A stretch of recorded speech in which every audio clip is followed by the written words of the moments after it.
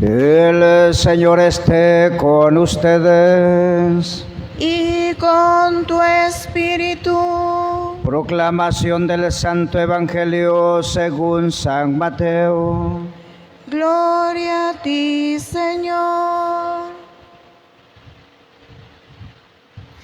En aquel tiempo, Jesús propuso esta parábola a la muchedumbre. El reino de los cielos se parece a un hombre que sembró buena semilla en su campo. Pero mientras los trabajadores dormían, llegó un enemigo del dueño. Sembró cizaña entre el trigo y se marchó. Cuando crecieron las plantas y se empezaba a formar la espiga, apareció también la cizaña. Entonces los trabajadores fueron a decirle al amo: Señor, ¿qué no sembraste buena semilla en tu campo? ¿De dónde pues salió esta cizaña? El amo les respondió: de seguro lo hizo un enemigo mío. Ellos le dijeron: ¿quieres que vayamos a arrancarla? Pero él les contestó: no sea que al arrancar la cizaña arranquen también el trigo. Dejen que crezcan juntos hasta el tiempo de la cosecha. Y cuando llegue la cosecha diré a los segadores: arranquen primero la cizaña y átenla en gavillas para quemarla, y luego almacenen el trigo en mi granero. Luego les propuso esta otra parábola. El reino de los cielos es semejante a la semilla de mostaza que un hombre siembra en un huerto. Ciertamente es la más pequeña de todas las semillas, pero cuando crece llega a ser más grande que las hortalizas y se convierte en un arbusto, de manera que los pájaros vienen y hacen su nido en las ramas. Les dijo también otra parábola. El reino de los cielos se parece a un poco de levadura que tomó una mujer y la mezcló con 3 medidas de harina, y toda la masa acabó por fermentar.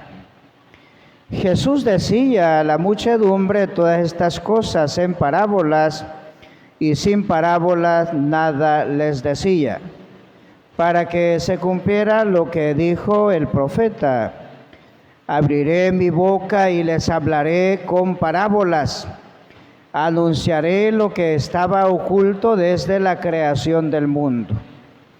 Luego despidió a la multitud y se fue a su casa. Entonces se le acercaron sus discípulos y le dijeron: explícanos la parábola de la cizaña sembrada en el campo. Jesús les contestó: el sembrador de la buena semilla es el Hijo del Hombre. El campo es el mundo, y la buena semilla son los ciudadanos del reino. Las cizañas son los partidarios del maligno.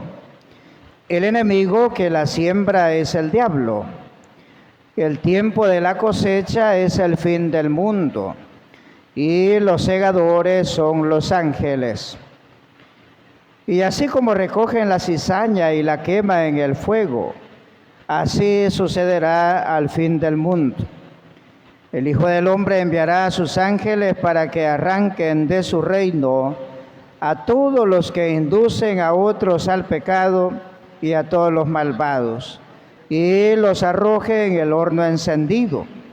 Ahí será el llanto y la desesperación. Entonces los justos brillarán como el sol en el reino de su Padre. El que tenga oídos, que oiga. Palabra del Señor. Gloria y honor a ti, Señor Jesús.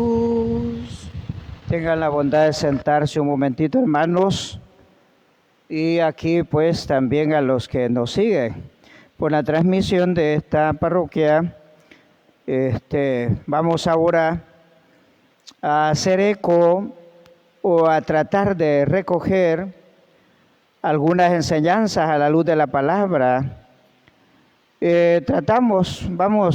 Invito pues a todos, igual me invito a mí mismo, a que tratemos de estar pues y de aprovechar este momento especial. Hay circunstancias o factores externos que de alguna manera pueden inquietarnos, ¿verdad? Ustedes saben a qué me refiero. Trataremos también de no extendernos mucho para que ustedes lleguen a sus casas tranquilos o donde vayan, si son aficionados, pues que vayan a distraerse un poco. Entonces, ahora quisiera que resaltáramos en primer lugar algunas de las afirmaciones que se hacían en torno a la presentación de la primera lectura del libro de la sabiduría. En términos generales, estamos en la revelación de Dios a lo largo de la historia, y esa historia de salvación contenida en las Escrituras se fue dando poco a poco, y el pensamiento también fue evolucionando poco a poco, aún la manera de ver las cosas, el mundo, de comprender las realidades, lo que nos rodea, lo que nos preocupa, lo que nos inquieta, desde la presencia de los seres humanos en este mundo, pues provoca y va pues Dios va evolucionando su misterio y lo va adaptando de acuerdo al pensamiento de las personas. Así hoy entramos en la valoración de esta primera lectura tomada del libro de la sabiduría. El autor sagrado fue un judío, pero que vivía fuera de su patria. Pero escribió pues este libro teniendo en cuenta también el pensamiento de sus hermanos y teniendo en cuenta lo que Dios había ido revelando en su historia, la salvación de manera especial hacia los judíos, pero también con la proyección ya, con la revelación que esta salvación no podía limitarse para un pueblo solamente, sino que Dios era para todos, Dios estaba con todos, para todos, y por lo tanto la salvación de Dios también se proyectaba para los otros pueblos, y ahí pues el pensamiento evoluciona un poco, porque el autor sagrado pues ya también él asume otra manera de pensar de los griegos, relaciona el pensamiento judío y ya va avanzando en su valoración y dice, bueno, este Dios también es un Dios compasivo, pero no solo para los miembros de su pueblo, sino que puede ser un Dios compasivo aún para aquellos que no forman parte del pueblo de Israel, pero que Dios está para todos, Dios vendrá para todos, y este Dios también se preocupa aún de aquellos que no son judíos, porque la salvación que ofrece Dios es universal. Entonces hay una manera pues de ver también las cosas ahí en esto, porque el autor sagrado escribe más o menos 50 años antes de la venida de Jesús, o sea, su pensamiento está cercano y ya hay alguna valoración y se ha enriquecido su pensamiento sobre la salvación para los judíos, se ha enriquecido pues porque ha entrado en contacto con los griegos y ellos van en otro lado y también han reflexionado sobre el mundo, sobre las cosas, sobre los dioses mismos, sobre la naturaleza, sobre varias cosas, ¿verdad? Y aquí ayuda esto pues a valorar y a considerar que en realidad nada se escapa a la providencia de Dios, y este Dios también se manifiesta compasivo y misericordioso para con todos. Pero ahora valoremos un poco lo que encontramos en estas tres parábolas. y sobre todo las explicaciones que se dan en torno a la palabra de la buena semilla y la cizaña, porque cuando los discípulos le dicen a Jesús, explícanos la parábola de la cizaña, el sembrador, o la buena semilla y la cizaña, se centra ahí para valorar y decir de qué se trata aquello. Después hay una breve explicación para, de alguna manera, sacar de aquellas inquietudes que los apóstoles tenían y también los primeros cristianos que van abrazando la fe. Porque una de las cosas que hay que tener presente es que el Evangelio, a veces la palabra dice que habló Jesús a sus discípulos o se dirigió a sus discípulos, o a veces dijo Jesús a los judíos, o dijo Jesús a las muchedumbres. O sea, hay maneras en las cuales pues el autor sagrado nos indica a quién se dirige, pero al final es un mensaje universal, no solamente para los primeros destinatarios, sino también para todo destinatario de todos los tiempos. Pero tratamos de acercarnos porque de alguna manera es una explicación que se hace, dice, en parábolas, para dar a entender cómo es la vida y cómo la vida de Dios va en la historia y cómo lo que Dios ha inaugurado o lo que Dios ha traído en la persona de Jesús, la inauguración del reino y la participación de los bautizados y de los cristianos, cómo es esa realidad o la relación de los cristianos en un primer momento en medio de la sociedad, en medio de una sociedad que está al margen de la fe en Cristo Jesús. En ese momento también del mensaje de Jesús, de la predicación apostólica, de la predicación de las primeras comunidades cristianas o de la iglesia en los comienzos, cómo se va a explicar y valorar esto para que aquellos consideren cuál era la misión que Dios les había encomendado. A la larga es la misión pues de estar en medio del mundo, como dice también esta otra parábola en el caso de la levadura, que fermenta la masa, que la hace grande. O la de la cizaña, una semilla insignificante y después se hace un buen arbusto.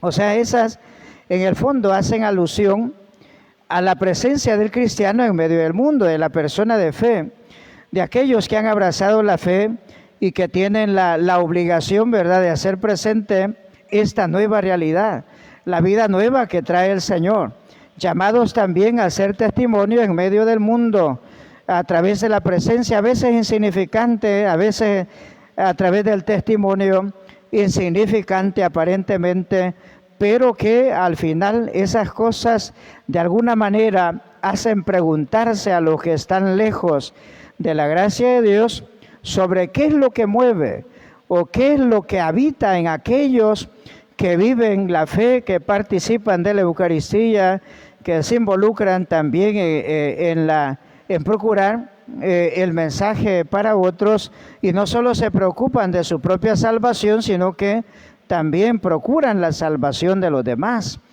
Entonces, ¿cómo es eso, verdad? Las preguntas que surgen, porque al final los bautizados, aquellos que nos alimentamos pues del Señor, en un primer momento de la palabra, de los sacramentos, también estamos llamados pues a ser testigos en medio del mundo, a manifestarse la caridad de Jesús, el amor de Jesús, la comprensión de Jesús, la misericordia de Jesús, ¿verdad? Y en el fondo, pues, la vida nueva que Cristo ha inaugurado en la vida de los bautizados. Entonces, en principio diríamos, en relación a la semilla buena, todos nosotros estaríamos en este sentido, seríamos de esa buena semilla, en un principio. Si hablamos de la realidad del mundo, de la gente que está alejada de la gracia de Dios y de la gente que vive inmersa en sus pecados, en sus maldades, en su desorientación, diríamos entonces la comparación entre aquellos que participan de la fe y los que no participan. Bien podríamos señalar, ¿verdad? Y estos son entonces la cizaña, que en el juicio, pues, ahí Dios es el que va apartar la mala semilla, y al final convivimos en medio del mundo los cristianos y todo, ¿verdad? Y compartimos también, nos relacionamos, hacemos negocios y participamos también con otros que a lo mejor no participan de la fe. Y toca ir ahí, ¿verdad? Al final Dios dirá lo mejor sobre nosotros y sobre aquellos con quienes nos toca convivir.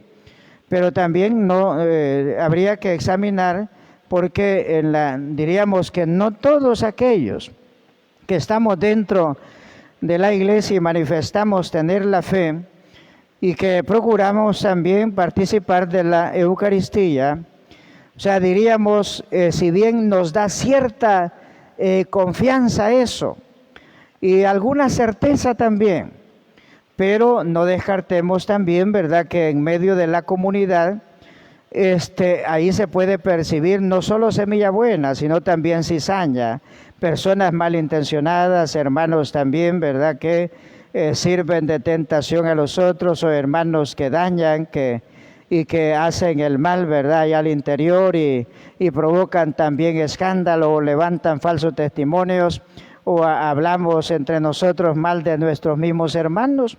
Entonces tendríamos que valorar también, porque ahí al interior de la comunidad no se puede considerar que todo sea buena semilla, porque hay personas también, ¿verdad? El mal está ahí en las personas, también en los bautizados, también en los miembros de la comunidad.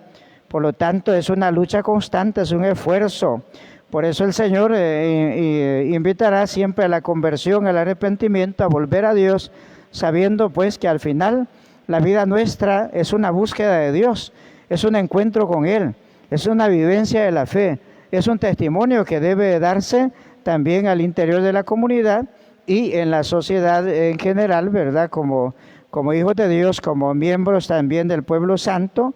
Y también pedimos y procuramos pues ser la buena semilla para que al final pues podamos, Dios pueda hacernos partícipes en la comparación de hoy, diríamos, del reino.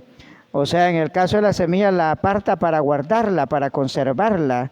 Y como es una parábola, son parábolas que comparan más o menos la vida del reino, diríamos que el otro es el pago pues para aquellos que se han mantenido fieles a Dios y que han tratado de vivir el encuentro con Cristo y que han procurado también su conversión permanente y que han procurado también servir y ayudar a los hermanos en la fe, ¿verdad?, para tratar de acompañarles, ayudarles, animarles y hacerles sentir, ¿verdad?, que son hermanos y que también son dignos y merecen la salvación que Dios ofrece a todos.